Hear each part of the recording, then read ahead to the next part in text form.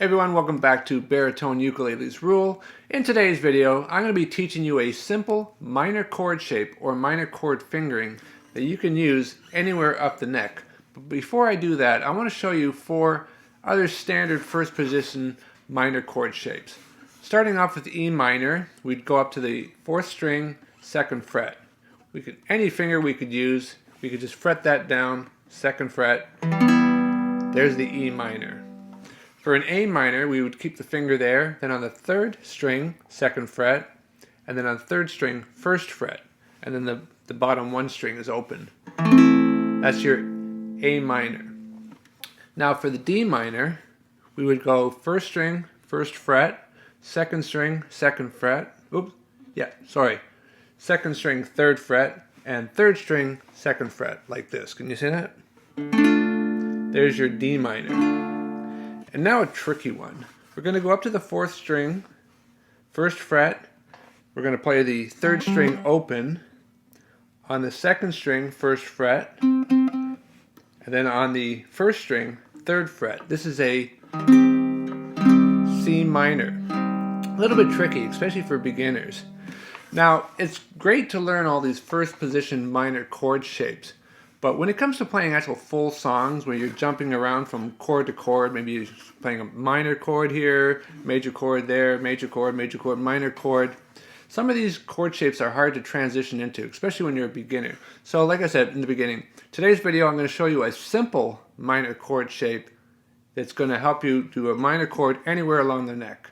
So I guess you could call this minor chord shape number 5, since I showed you 4 already.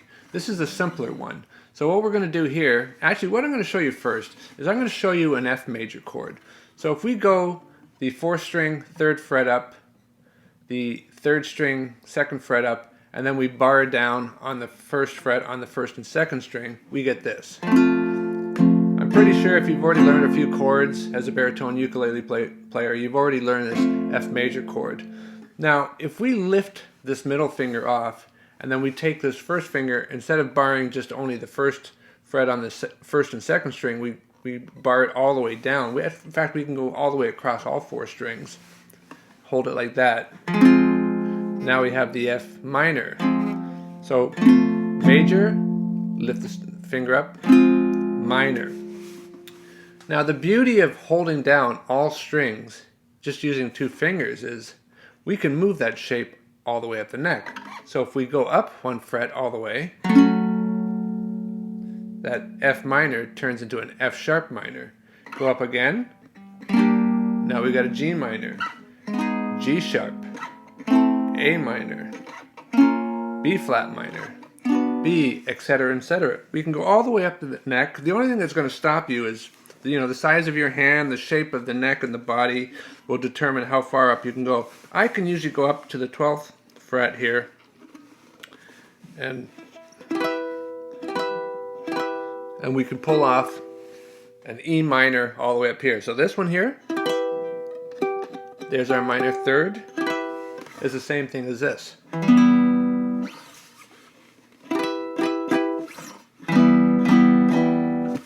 In fact, you see how I'm holding this chord shape here that I just taught you?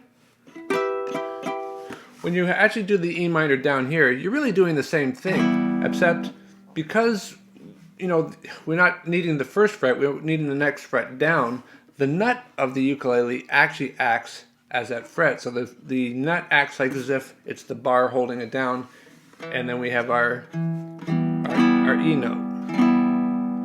It's only when we go up, the nut can't move with us, that we need to now use this finger to bar all the strings. Make sense? Now, I want to show you one more thing that's kind of a minor chord cheat. So you've noticed, let's say for instance, let's take a look at this G minor chord.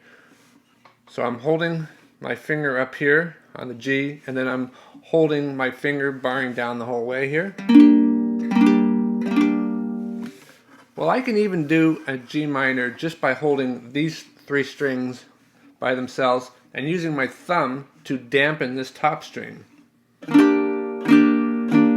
So you see, if I hit this top string, it's not really sounding a note. So this is movable as well as doing this. But in some cases it might be simpler. It might actually be needed in some cases.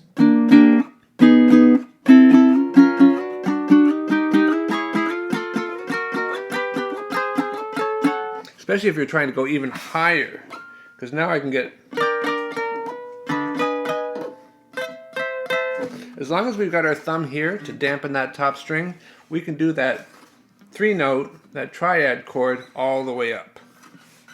So as I mentioned earlier, it's always good to learn those first position minor chord shapes. There's several of them, but whenever you need an easy minor chord shape, you want to reach for this minor chord shape that I showed you today. So I hope you liked this video. If this is the first video you've watched of mine, the previous video I did was showing you an easy major chord shape. You'll want to take a look at that. I'm going to link to it here, and click on that and you'll see how to do a major chord shape all the way up the neck. Anyway, until next time, thanks for watching.